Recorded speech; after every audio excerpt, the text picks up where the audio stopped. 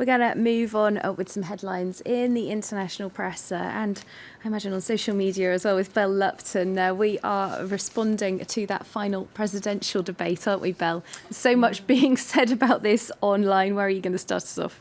Well, the commentary started online during the debate, of course, and then it's been trickling through over the last few hours, just people trying to work out which side each candidate was on.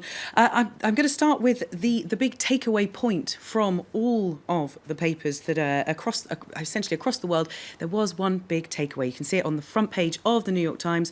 Trump won't say if he will accept election results. Now, that seems to have been the point that pretty much all of the papers have picked up on. The Washington Post had exactly the same on its front page. It was saying Trump refuses to say whether he'll accept the election result. Also, closer to home in France, this same headline seemed to be capturing the front pages of the papers here as well. Le Monde, if my computer will just catch up with me, I do apologise. I'm having a little bit gremlins. It does happen sometimes. But don't worry.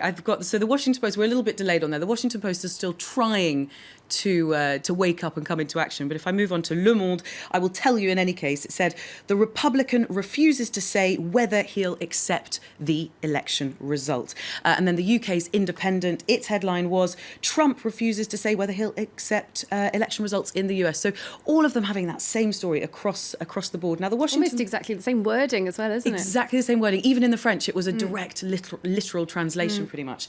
The Washington Post went on in an opinion piece to explain why this was such a big deal. Now, the reason they say is, of course, because Trump, by saying this, was calling into question the very values that the US is founded on, that fundamental foundation of US politics, which is a functioning democracy.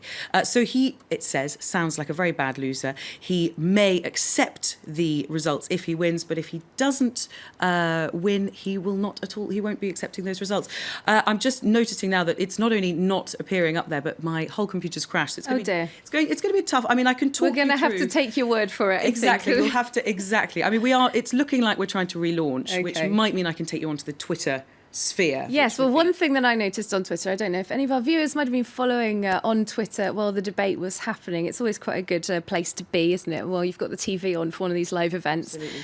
Donald Trump made a particular comment about Mexicans, who he's talked about many times in the past. He talked about bad hombres, using bad men, the sort of Spanish translation there.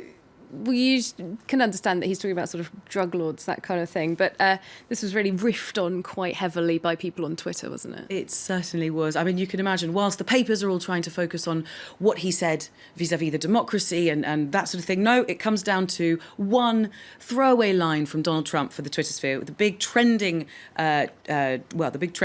tag really was #bad hombres, and it appears in several different places. Of course, you can imagine that as soon as that happened, cue lots of people riffing on this theme. Here we go, bad hombres. Somebody make this video game / screenplay. And this is a guy called Josh Olin, who then said, bad hombres sounds like a Quentin Tarantino thriller starring Danny Trejo and Josh Brolin. Now, I'm just going to give you another tweet on that same theme, this time from Leah Locker, who says, hilarious, best one tonight. Trump saving us from bad hombres. You can see there the three amigos, that 1986 film. You've got Martin Short, Steve Martin and Chevy Chase there.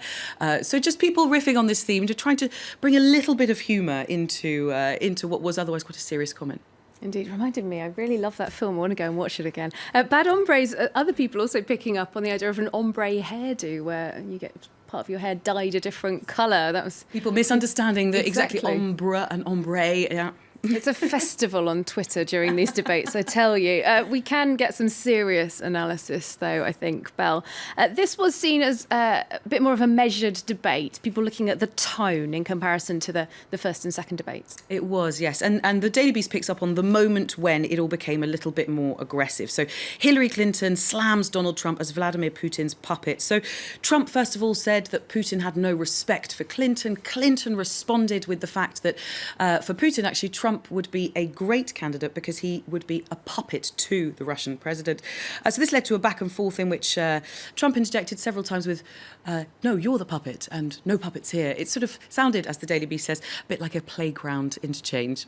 Big question, really. Who came out on top? Who won and who lost, if we can say as much as that? Well, the results are still coming in depending on which poll you're looking at, but the LA Times were the first to come out with it immediately, pretty much.